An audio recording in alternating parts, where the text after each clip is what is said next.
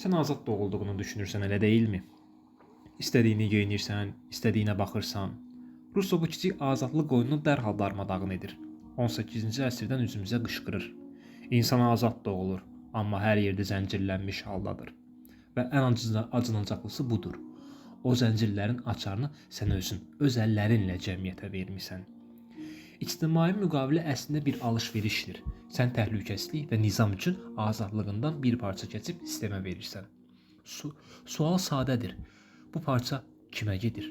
Biz hər gün bu müqavilənin bəndlərinə tabe oluruq. Eyni saatda oyanırıq, eyni qaydalarla yaşayırıq, eyni qəliblərə sığmağa çalışırıq. Amma problem buradadır. Bu müqavilənin şərtlərini biz yazmamışıq.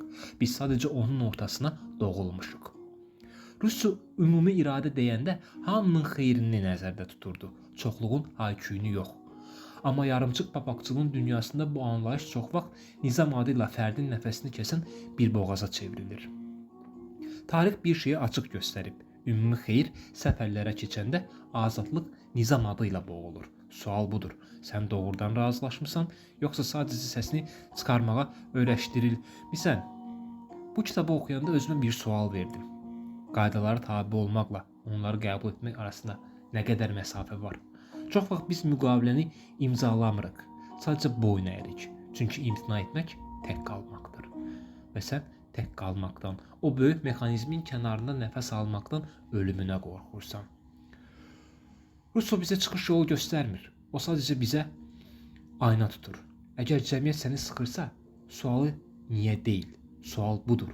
Sən hansı saxta müqavilənin altındasan və bu nə vaxt dərk etdin? Azadlıq kör-körana tabe olduğun razılaşmada yox, dərk edərək qəbul etdiyin məsuliyyətdə gizlidir. İndi düşün, sən imza atmısan, yoxsa sadəcə barmaq izi qoyub keçmisən?